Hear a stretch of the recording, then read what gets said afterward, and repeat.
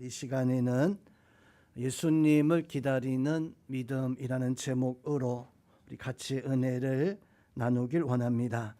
자, 오늘 본문의 말씀은 예수님께서 유대인들의 결혼 풍습을 비유로서 말씀해 주고 있는 열 처녀가 바로 신랑을 기다리는 어떤 예수님의 재림에 대한 교훈입니다. 마지막 우리에게 신랑처럼 오시는 예수님을 우리가 어떻게 기다려야 되는가, 어떤 믿음을 가지고 우리는 신앙생활을 해야 되는가라고 하는 것을 오늘 본문 말씀을 통해서 비유로 말씀해 주고 있습니다. 예수님 당시의 결혼은요, 연애하고 사랑해서 결혼하는 그런 경우는 극히 드물었습니다. 대부분이 다 양가 부모님이 정혼, 서로 나의 아들과 또 나의 딸을 이렇게 서로 결혼시키자라고 하는 부모님들의 약속에 의해서 그래서 결혼을 하는 것이 당시의 유대인들의 풍습이었습니다. 예수님의 부모님도 보면은 그 부모님들이 마리아와 요셉이 바로 정혼한 것이 있어서 정혼한 때가 되어져서 이렇게 결혼해 나가는 예수님 태어날 때 그 모습에 대해서 말씀을 해주고 있습니다. 즉 여자는요, 남자는 결혼할 때까지 얼굴도 또 어떤 이야기 대화도 사실 많이 해보지 못한 채, 어떤 경우에는 아예 대화도 못 해본 채 그렇게 결혼을 하게 되어지는 그런 경우가 유대인들의 풍습이었습니다. 이 자리에 있는 분들 중에서 이제 어르신들 중에 60대, 70대 되시는 분들 같은 경우에는 그렇게 결혼하신 분들도 있을 거예요. 저희 어머니도 아버지하고 결혼할 때 결혼한 당일까지 얼굴도 보지 못했다가 약혼 같은 그런 거 하시고 겨우 그냥 당일날 얼굴 보고 결혼을 하셨다라고 하는 이야기를 들었는데, 아마 여기 있는 분들 중에서도 나이가 많으신 분들은 그렇게 결혼을 하신 분들도 또 있을 것입니다. 자, 이렇게 부모들이 결혼을 약속을 하면 신랑은 신부의 집에 찾아오게 되어집니다.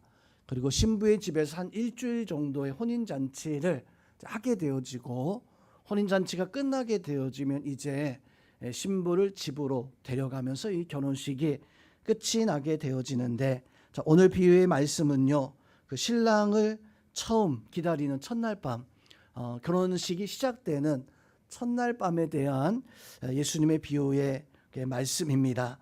아마도 신부는요, 신랑이 자기의 집으로 찾아올 때 굉장히 두렵고 떨리는 마음, 누굴까, 어떻게 생겼을까, 내가 그 신랑과 결혼하면 참 행복할까, 기대와 어떤 떨림과 어떤 많은 어떤 그 마음의 어떤 두근거림을 가지고 그렇게 결혼식을 기다리는 그런 가장 기대되는 그런 순간이었을 겁니다. 성도님, 우리가 오늘 이 예수님의 비유의 말씀처럼 우리도 예수님을 기다릴 때 마치 신랑을 기다리는 신부처럼, 그것도 오늘 처음 결혼하는데 얼마나 좀 기대가 되겠어요. 얼마나 그 순간이 두근두근 하겠습니까? 평생을 함께해야 되는 그 신랑을 맞이하는데 아마도 그 신부의 마음은 어느 때보다도 가장 떨리는 그런 마음 가지고, 또 어느 때보다도 가장 아름답게 치장하고 그렇게 신랑을 기다리는 그런 모습이었을 것입니다. 자, 오늘 이 혼인잔치에 이 열 처녀는 어찌 보면 이제 신부와 같은 신부 친구, 그런 어떤 모습을 가지고 있는 친구들인데, 신부의 그 마음과 똑같은 마음을 가지고 신랑을 기다리는 그런 처녀들입니다. 그 신랑을 기다릴 때 이 처녀들은 오늘 말씀에서 보니까 등불을 들고, 그리고 신랑을 이제 밤이 되어서 기다리고 있는 이런 모습을 오늘 말씀 속에서 보여주고 있습니다. 자, 그런데 오늘 이 말씀에서 보니까요, 그 10명의 처녀들이 신랑을 기다리는데, 처녀의 신랑을 기다릴 때 나눠져요. 지혜로운 슬기로운 5명의 처녀하고 또 5명은 어리석고 미련한 5명의 처녀로 이렇게 나누어져 있습니다. 즉 우리도 마찬가지입니다. 예수님을 맞이할 때 슬기로운 그런 사람들과 또 미련한 사람들, 좀 바꿔서 생각해 본다면 슬기로운 사람들은 구원받아서 예수님 앞에 어떤 구원의 은혜를 누릴 수 있는 사람들일 것이고요.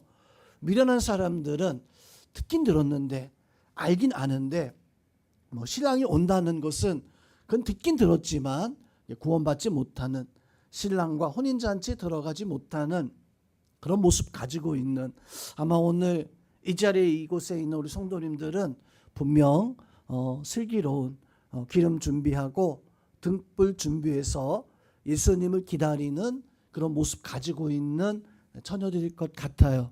우리 성도님들은 오늘 말씀 통해서 내가 행여 내가 미련한 어리석은 그런 처녀가 되지 말고 꼭 반드시 오늘 예수님 말씀하신 등불 들고 신랑을 맞이하다가 신랑이 왔을 때 혼인잔치에 같이 들어갈 수 있는, 기뻐할 수 있는 그런 지혜로운 사람들, 지혜로운 믿음의 사람들 되어질 수 있기를 주님의 이름으로 축원드립니다.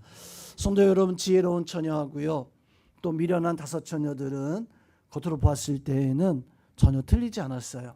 똑같이 시장하고 똑같이 혼인잔치에 다 들어갈 수 있을 것 같은 이런 모습을 가지고 있었는데 문제는 다 들어가지 못했다는 거예요. 슬기로운 처녀들만이 들어가게 되어지는데, 오늘 말씀 3절과 4절 말씀을 보니까 미련한 자들과 또 지혜로운 슬기로운 자들과 이렇게 나눠지고 있는 것을 볼 수가 있습니다. 3절에서 미련한 자들은 등을 가지되 기름을 가지지 아니했다라고 이렇게 말씀해 주고 있고요.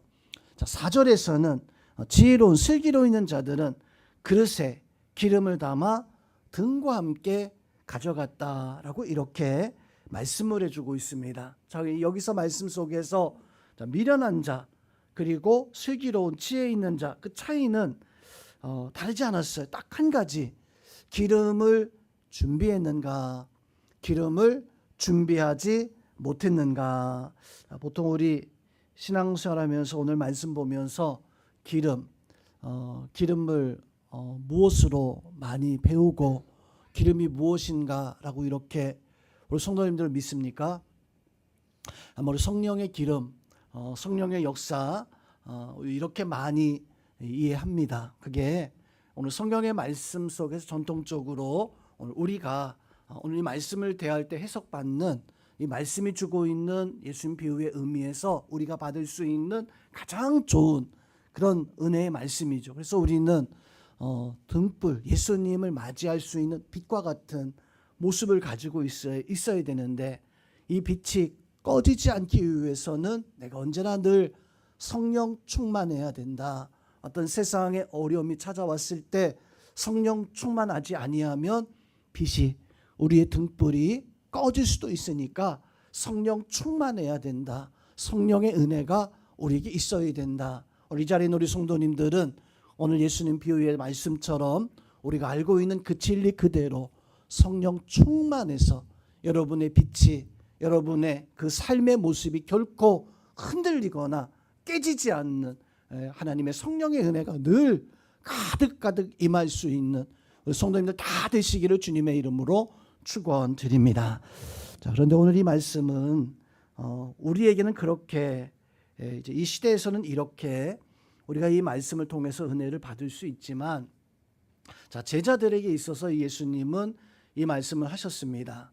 성경 하나님 말씀은요, 때로는 상황에 따라서 각기 다른 은혜로, 다른 어떤 능력의 말씀으로, 그래서 내가 힘들 때는 그 말씀이 어떤 위로를 주는 그런 말씀이 되기도 하고, 또 그 말씀이 참 기쁘고 감사할 때는 더 놀라운 어떤 하나님의 역사를 드러내는, 그래서 그 말씀들이 다 보화 같아요. 그 보화는 내가 캐내면 캐낼수록 거기서 더 많은 진리를 볼 수 있는데, 정말 제자들의 입장에서 이 오늘 예수님의 이 비유의 말씀을 들었을 때 제자들은 과연 이 말씀을 어떻게 받고 이 말씀들 어떻게 은혜를 누렸는가, 우리가 제자들과 같은 그 마음을 가지고 예수님 말씀을 오늘 좀 듣고자 하는, 예수님의 제자들 이 말씀 들었을 때 어떤 각오와 어떤 마음을 가지고 이 말씀을 과연 들었을까, 가만히 한번 생각해 보니까요, 예수님께서 이 말씀하셨을 때에는 아직 예수님이 십자가를 지지 않으셨던 때였었어요.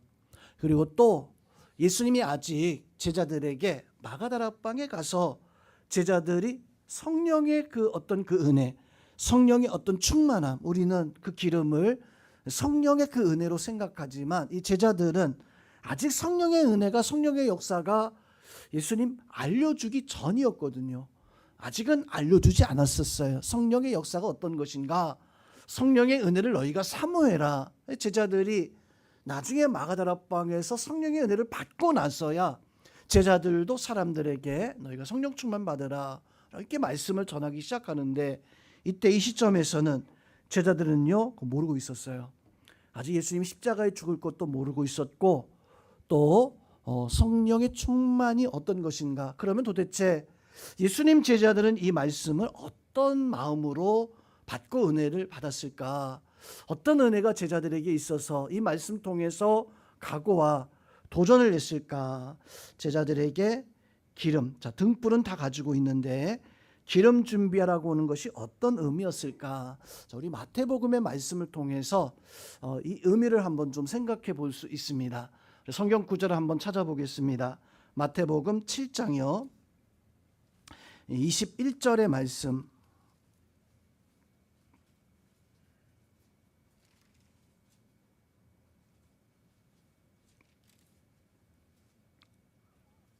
어, 7장 21절의 말씀 같이 한번 합독하겠습니다. 나더러 주여 주여 하는 자마다 다 천국에 들어갈 것이 아니요 다만 하늘에 계신 내 아버지 뜻대로 행하는 자라야 들어가리라. 자, 예수님이 제자들에게 천국에 들어갈 사람이 어떤 사람이 천국에 들어가느냐. 자, 비유의 말씀은 천국에 대한 믿음에 대한 신앙에 대한 말씀인데, 예수님은 제자들에게 내가 너희에게 이런 말씀을 해주고 있는 것은 다 주여 주여 하는 사람들이 천국에 들어가는 게 아니라 아버지, 하늘에 계신 내 아버지의 뜻대로 하는 자야만이 천국에 들어가죠. 이 말씀을 제자들에게 알려주셨어요. 자, 그리고 이 말씀을 하면서 오늘 우리가 읽은 이 열처녀의 그 말씀하고 그 말씀을 이해하기 위한 다른 말씀을 하나 예수님이 제자들에게 알려주신 말씀입니다. 자, 그 말씀에서도 지혜로운 사람이 나와요. 그 말씀에서도 어리석고 미련한 사람이 나와요. 자, 어떤 말씀인가? 7장 24절을 같이 한번 보겠습니다. 7장 24절 부터 27절까지의 말씀 같이 한번 합독합니다. 그러므로 누구든지 나의 이 말을 듣고 행하는 자는 그 집을 반석 위에 지은 지혜로운 사람 같으리니 비가 내리고 창수가 나고 바람이 불어 그 집에 부딪히되 무너지지 아니하나니 이는 주초를 반석 위에 놓은 까닭이요 나의 이 말을 듣고 행하지 아니하는 자는 그 집을 모래 위에 지은 어리석은 사람 같으리니 비가 내리고 창수가 나고 바람이 불어 그 집에 부딪힘에 무너져 그 무너짐이 심하니라. 자, 오늘 24절에서 27절 말씀에서 보면 여기에도 지혜로운 사람이 등장합니다. 여기에도 어리석은 미련한 사람이 등장합니다. 24절에서는 지혜로운 사람이 어떤 사람이냐면 반석 위에 지은 사람이죠. 근데 그 말씀 앞에 이런 말씀이 있어요. 지혜로운 사람은 이 나의 이 말을 듣고 행하는 사람이 지혜로운 사람이다. 자, 어리석은 사람이 누구인가? 26절 말씀에서 보니까 나의 이 말을 듣고 행하지 않는 사람이 그 사람이 어리석은 사람이다. 성도 여러분, 오늘 열처녀의 비유의 말씀에 어리석은 처녀들, 지혜로운 처녀들과 또 오늘 예수님께서 반석 위에 집을 지은 그런 지혜로운 사람과 모래 위에 집을 지은 사람과 이 말씀을 비교해서 제자들은 충분히 생각할 수 있었습니다. 즉 제자들이 생각했을 때 예수님께서 말씀하신 등불은 어떤 율법 같은 거예요. 빛을 비추는 율법 같은 거. 그러면 기름은 무엇인가? 그 율법을 완전하게 해줄 수 있는 삶의 모습입니다. 제자들에게 있어서는요, 하나님 말씀을 들었을 때 그 말씀을 듣고 율법만 잘 지키는 게 아니라 정말로 그 말씀을 듣고 믿음으로 살아가는 것, 이 말을 듣고 그 말씀을 잘 지켜서 행하는 그 사람이 어떤 사람인가? 반석 위에 신앙의 집을 지을 수 있는 그 사람이 바로 오늘 열처녀의 비유에서 예수님 말씀하고 있는 기름 준비한 사람, 어리석은 사람과 지혜로운 사람, 오늘 말씀을 비유를 통해서 보니까 믿음을 예수님께서는 그 제자들에게 했을 때 이 제자들은 예수님께서 말씀하시는 것이 믿음을 가지고 기다리는 그 기름은요, 믿음이었었어요. 어떤 믿음입니까? 이 처녀들이 나중에 졸며 자는데 그 졸며 자면서도 기름이 있다는 것은 믿음을 가지고 있다는 거예요. 어떤 세상 속에서 어려움과 문제가 있다 할지라도 서로 믿음 가지고 살아가는 것, 내가 세상의 환경 속에서도 믿음 가지고 살아가는 것, 제자들에게 있어서는 그게 가장 중요한, 우리에게도 똑같은 은혜로 이 말씀이 다가와야 됩니다. 우리가 하나님 앞에 구원받고 구원의 은혜 가운데 살았다면 예수님께서 너희는 반석 위에 신앙의 집을 지어라 라고 하는 것은 구원받은 은혜를 가지고 말씀 따라서 살아가면서 내가 하루하루 내 신앙의 기초를 든든히 해나갈 수 있는, 그래서 굳건한 반석 위에 내 신앙의 집을 지을 수 있는 그 사람이 지혜로운 사람이에요. 성도 여러분, 성령 충만은요, 또 다른 모습으로 바꿔 생각한다면 성령 충만이 무엇입니까? 믿음의 삶입니다.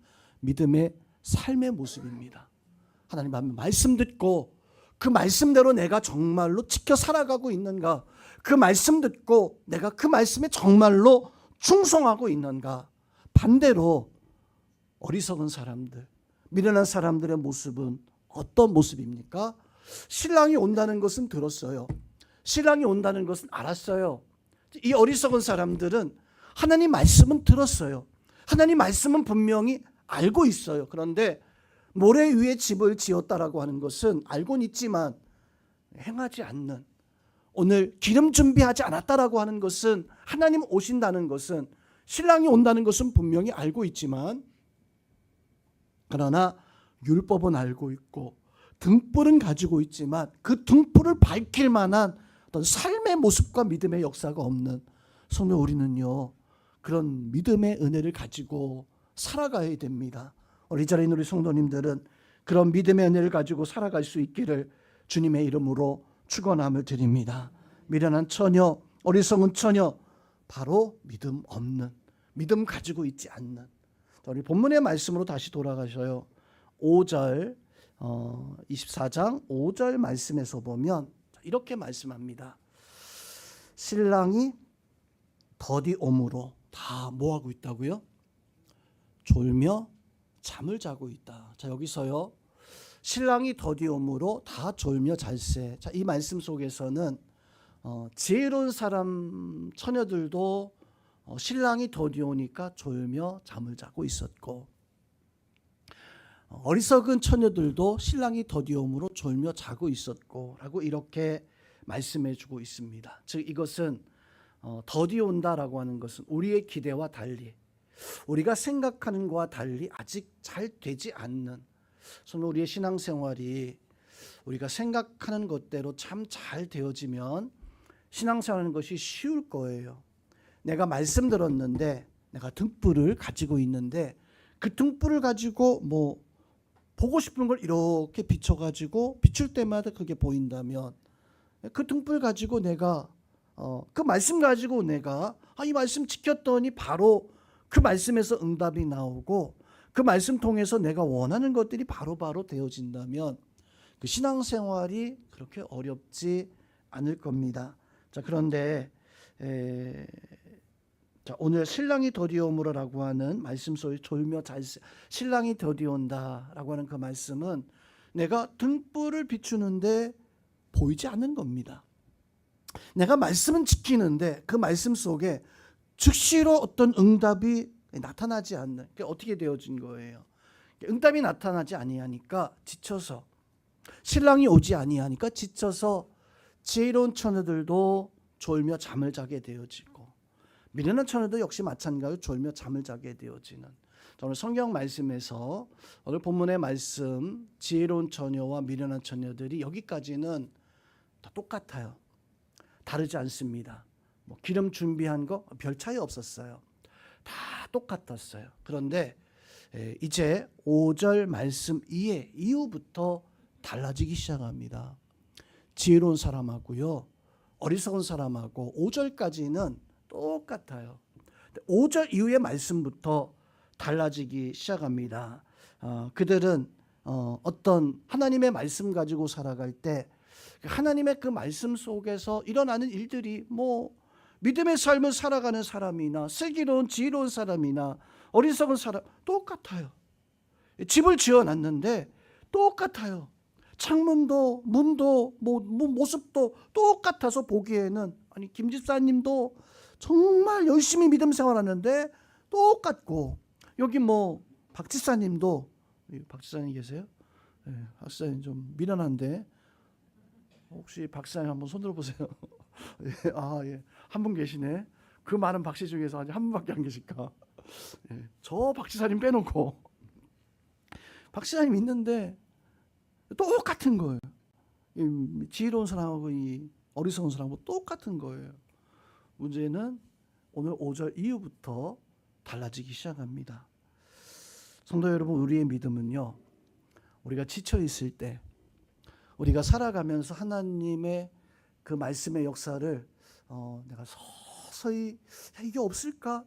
그런 어떤 삶의 어떤 지쳐 있는 그 순간부터 이게 믿음 있는 것과 믿음 없는 것이 드러나기 시작합니다. 기쁠 때나 평안할 때는 다 똑같아 보여요. 그런데 오늘 이 신부들이 다 졸며 잘세하는 그 순간의 모습은요, 지치기 시작했을 때, 잘 안 되기 시작했을 때, 어려움이 있기 시작했을 때, 그 순간부터 믿음 있는 사람과 믿음 없는 사람의 모습이 서서히 달라지기 시작합니다. 풍파가 오기 전까지는 다 똑같았다가 풍파가 몰려오기 시작할 때, 하나님의 응답이 의심 오기 시작했을 때, 믿음 있는 사람과 믿음 없는 사람의 모습이 달라지기 시작하는 거예요. 과연 나는 어떤 모습을 가지고 있는가? 신랑이 더디 오는 그걸 알고 지금까지 열심히 신앙생활하고 기도하고 열심히 어떤 그 삶의 모습을 가지고 있고 열심히 하는데 잘 안 되는 거예요. 그 순간에 내가 정말 참 믿음의 사람인가? 내가 아니면 내가 거짓된, 내가 어리석은, 지금까지 그냥 겉모습만, 화려한 그런 남에게 보여주는 어떤 신앙의 모습만 가지고 있는가라고 하는 것이 드러나게 되어져요. 성도 여러분들은 그 드러날 그 시점에 내가 지금 정말로 하나님 원하시는 믿음대로 살아가고 있는가? 내가 정말로 원하시는 하나님의 뜻과 역사대로 살아가고 있는가? 고난이 닥쳐왔을 때 그 고난 속에서 내가 어떤 모습을 가지고 하나님의 그 역사 속에 살아가는가? 거기서 달라지게 태워져 있어요. 베드로와 가룟 유다가 예수님 십자가에 못 박혀 고난 당하실 때 베드로도 지쳐 있었습니다. 가룟 유다도 역시 마찬가지 지쳐 있었어요. 베드로에게 예수님께서 경고하시죠. 내가 오늘 닭 새 울기 전에 나를 부인하리라. 베드로는요, 아닙니다. 저는 절대로 그런 일을 하지 아니하겠습니다. 또 가룟 유다에게도 성경에 나오지 않지만 너희가 다 나를 버리고 떠나리라 제자들 아니라 그랬어요. 아닙니다. 저희는 그렇게 하지 않습니다. 가룟 유다도 거기 포함이 되어 있었어요. 성도 여러분, 그런데 베드로는 그날 예수님을 3번 부인하고 가룟 유다는 예수님을 은돈으로 팔아넘기는 그런 모습을 가지고 있었습니다. 그때부터 달라지잖아요. 베드로는 자기의 잘못을 깨닫게 되어지고 예수 그리스도 앞에 나가서 회개하고 기도하기 시작하지만 가룟 유다는요, 그만 자기의 삶을 엉뚱한 곳으로 끌고 나가는, 오늘 어떻게 살아가고 있습니까? 하나님 앞에 나는 정말 내게 어떤 하나님 믿음의 어떤 역사를 요구할 때 내가 정말 그 믿음의 요구대로 하나님 원하시는 대로 내가 반석 위에 세워서 흔들리지 않는, 풍파 속에서 흔들리지 않는, 불이 꺼져갈 때 기름 준비, 믿음이 있어서 내 그 믿음 가지고 이 등불을 꺼뜨리지 않는 이런 모습을 가지고 살아가는가. 지금 똑같이 신앙생활하는 것처럼 보여줘도 분명히 다릅니다. 달라요. 기름 있는 것과 믿음 있는 것과 성령 충만 있는 것과 그렇지 못한 것과 똑같이 보여도 분명히 달라요. 그래서 오늘 8절에서 보니까 이 미련한 처녀들이 기름을 좀 우리에게 나눠달라. 기름 있는 처녀들에게 기름을 좀 우리에게 나눠달라. 그랬더니 9절에서 자, 우리 9절 말씀을 우리 한 번 더 합독하겠습니다. 슬기 있는 자들이 대답하여 이르되 우리가 너희 쓰기에 다 부족할까 하노니 차라리 파는 자들에게 가서 너희 쓸 것을 사라 하니. 자, 이 말씀은 사랑의 나눔을 거절한 게 아니잖아요. 자, 이 말씀을 뭐 사랑도 없어서 그거 좀 나눠주지, 조금 나눠주면 같이 좋잖아, 막 이렇게 생각할 수 있습니다. 그러나 성도 여러분, 성령의 그 은혜는 나눠줄 수 있는 게 아니에요. 내가 세워가야 돼요. 아무리 옆에 있는 분들이 은혜가 있어도 야, 그 성령의 은혜를 나한테 좀 나눠줄 수 있는 게 아니에요. 믿음은 내가 믿음 없어서 내가 이 예수 그리스도를 믿어야 되는데 그 믿음을 좀 나한테 좀 덜어줘. 이게 믿음은 나눠줄 수, 오늘 8절에서 말씀은 차이를 이야기하는 거예요. 하나님 앞에서 믿음 가지고 살아가고 있는가, 아니면 믿음 없어서 쩔쩔매고 있는가. 그때 가서야 기름 찾고, 그때 가서야 성령의 은혜 찾고, 그때 가서야 정말로 이 예수님이 살아계시는구나라고 하는 걸 깨닫고, 그때 가서야 땅을 치고 회하고 있는 그 모습을 지금 말씀해 주고 있는 것이 8절. 기름을 좀 나눠달라고 했을 때 우리의 쓸 것도 부족하다라고 하는 말씀은요, 하나님 앞에서 우리가 이것을 나눠주고 싶어도 나눠줄 수 없는, 신앙생활하면서 하나님 앞에서 절대적으로 필요한 게 뭐냐면 성령의 은혜가, 믿음의 역사가 필요할 때가 있습니다. 지금은 아닌 것 같아요. 지금은 그게 굳이 필요 없을 것처럼 보여져요. 그런데 언젠가 때가 되어지면 반드시 그 은혜가 우리에게 필요한 그런 순간이 찾아옵니다. 그 순간에 성령의 은혜를 달라고 구하는 게 아니라, 그 순간에 믿음 없어서 믿음 달라고 그렇게 구하는 자가 아니라, 내가 가지고 있는 믿음 가지고, 내가 가지고 있는 성령의 은혜 가지고도 내 믿음을, 내 등불을 꺼뜨리지 않을 수 있을 만한 그 은혜와 역사가 오늘 이 자리에 우리 성도님들에게는 있어야 됩니다. 그 말씀 그대로 행할 수 있기를 주님의 이름으로 축원드립니다. 오늘 좀 패드가 나가가지고요. 성도 여러분, 우리 신앙에서 중요한 것이 바로 그 믿음. 예수님 당시의 제자들이 바로 이 말씀을 들었을 때 예수님께서 주시는 말씀은 이전에 그 반석 같은 믿음에 대해서 이야기하실 때, 또 모래알 같은 믿음을 대하여 이야기했을 때, 내가 언젠가 다시 올 텐데, 내가 언젠가 너희에게 함께 할 텐데, 너희가 그때 그 순간에 너희는 반석 같은 믿음, 그 믿음을 가지고 살라고 하는 것을, 우리도 마찬가지입니다. 주님 다시 오실 때 하나님 말씀을 듣고 성도 여러분, 우리는 합당한 열매를 맺어가야 돼요. 지금 내가 합당한 열매를 맺었으면 때로는 지쳐있을 때, 때로는 어려움이 있었을 때, 그때 내가 합당한 열매를 하나님 앞에 맺을 수 있는 그런 은혜의 역사가 있어야 됩니다. 그 은혜가 여러분들 가운데 함께하기를 주님의 이름으로 축원드립니다. 자, 10절 말씀을 보겠습니다. 자, 10절 말씀에서 보니까 이렇게 말씀합니다. 혼인잔치가 시작되고 그들이 사러 간 사이에 신랑이 오므로 준비하였던 자들은 함께 혼인잔치에 들어가고 문은 닫히었더라. 자, 10절에서 혼인잔치에 들어가고 문은 닫히었다. 잔치는 시작되어졌고 그리고 문은 닫혀버렸습니다. 11절 말씀을 보세요. 11절에서 그 후에 남은 처녀들이 와서 이르되 주여 주여 우리에게 열어주소서. 자, 아까 마태복음 7장의 말씀 속에서 예수님께서 그 반석 같은 그 믿음, 모래알 같은 그런 어리석은 믿음의 말씀하기 전에 하셨던 말씀이 있었어요. 어떤 말씀이었었냐면 주여 주여 하는 자마다 천국에 들어가는 것이 아니라 내 말씀대로 행하는 자가 들어갈 수 있다. 자, 그 말씀과 오늘 11절 12절 말씀을 한번 비교해 보세요.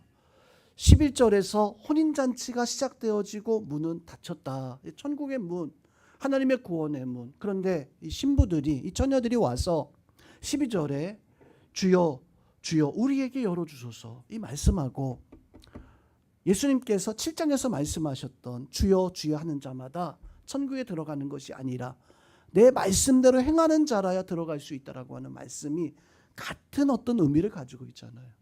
예수님의 제자들은 예수님께 이 말씀을 들었을 때 우리에게 말씀하는 것이 믿음의 삶의 중요함을, 힘들고 어려울 때에도 어떤 문제가 닥쳐왔을 때에도 너희가 반석 같은 믿음을 가지고 흔들리지 말아라라고 하는 그런 역사를 가지고 있어야지만이 그 혼인잔치에 들어갈 수 있지. 그렇지 아니하면 문이 닫혀버릴 것이다. 그때 가서야 주여 주여 아무리 소리치고 아무리 이야기해도 천국의 문은 이미 닫혀버렸기 때문에 그것이 나오지 아니할 것이다라고 하는 그러한 말씀을 오늘 예수님이 우리 제자들에게 오늘 이 말씀 통해서 우리에게 해주고 있습니다. 우리 성도님도 그 은혜와 그 역사가 있기를 주님의 이름으로 축원드립니다. 우리 신앙에 있어서 중요한 것은요, 바로 그 믿음입니다. 믿음을 가지고 우리가 살아가는 그런 모습이 있어야 돼요.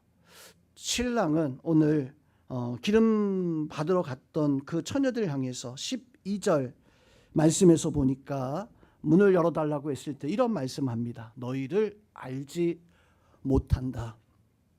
내가 너희를 알지 못한다.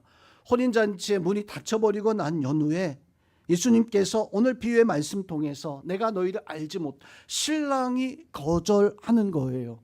믿음 가지고 살지 못했던 사람들, 신랑이 거절해버리고 행하지 않는, 준비되어 있지 않은 어떤 삶의 모습 속에 하나님 앞에 깨어있지 못한 그 사람들 향해서, 준비되어 있지 않는 그날을 향하여서 거절하시는 13절 마지막으로 한 번 더 보겠습니다. 같이 한번 13절 합독하겠습니다.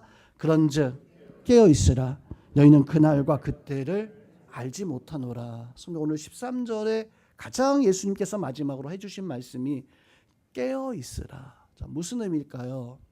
우리에겐 성령의 충만함으로 깨어있어야 되겠지만 제자들에게 있어서는 너희가 깨어있어라. 그날과 그때를 알지 못하니까, 언제 내가 다시 올지 알지 못하니까 깨어있으라라고 하는 것은 졸며 자고 있었던 그 지혜로운 처녀들에게 영적으로 믿음 생활을 감당할 수 있는, 우리가 피곤해서 어떤 풍파나 바람이나 창수나 이러한 것이 닥쳐서 우리의 집을 무너뜨리려고 할 수 있습니다. 그때 내 믿음이 서 있어야 돼요.